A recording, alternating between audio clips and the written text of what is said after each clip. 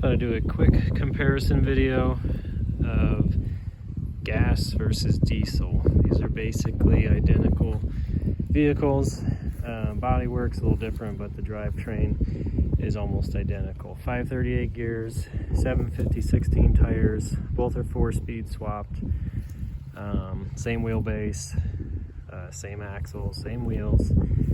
This one has the L134 original flathead 4-cylinder, and this one has a 2003 Volkswagen TDI.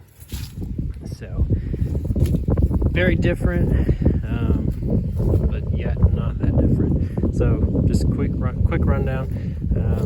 Claimed 60 horsepower on a good day, claimed 120 horsepower on a good day, right around 200 foot-pounds of torque, 105 foot-pounds of torque.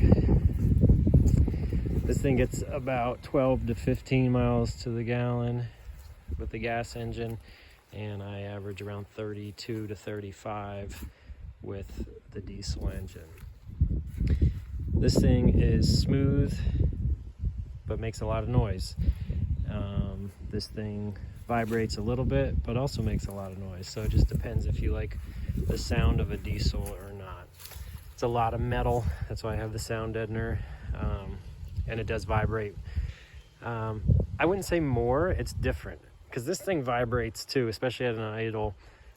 This thing is more of a buzz, that's more of a slower speed rattle.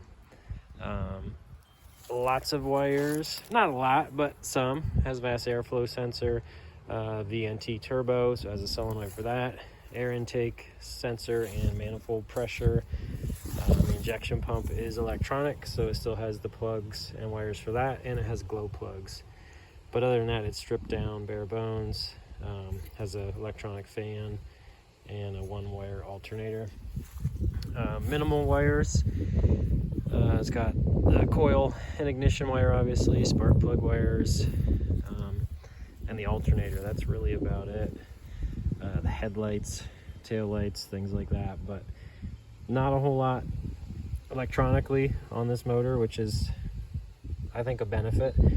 Less to go wrong. That doesn't mean these things fail. Out on the trail, we regularly have fuel pumps, carburetor issues, points, and all the normal stuff like hoses and leaks, things like that.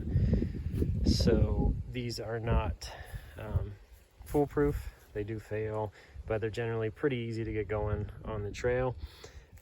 This is a Volkswagen. If you know the ALH TDI, these things are extremely reliable.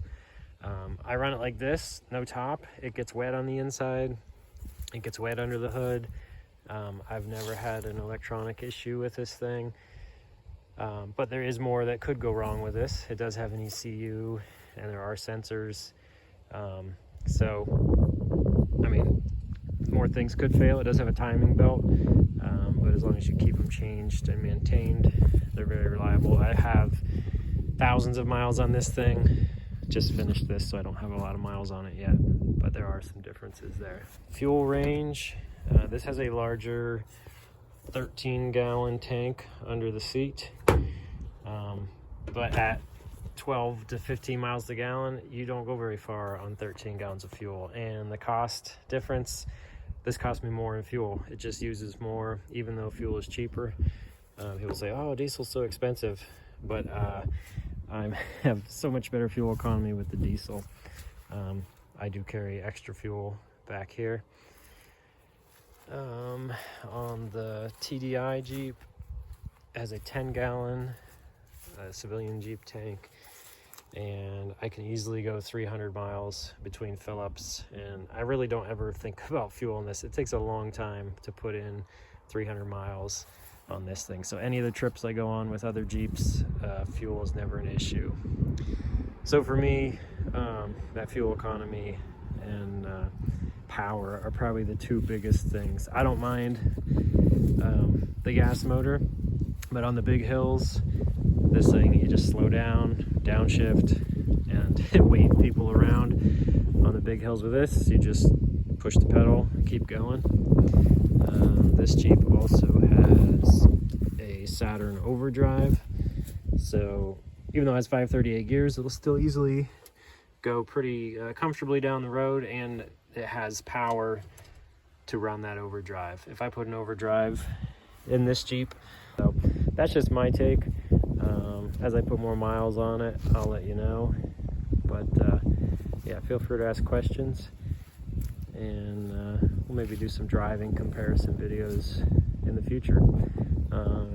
Close this video off, I'll start each one of them up and let you listen to them.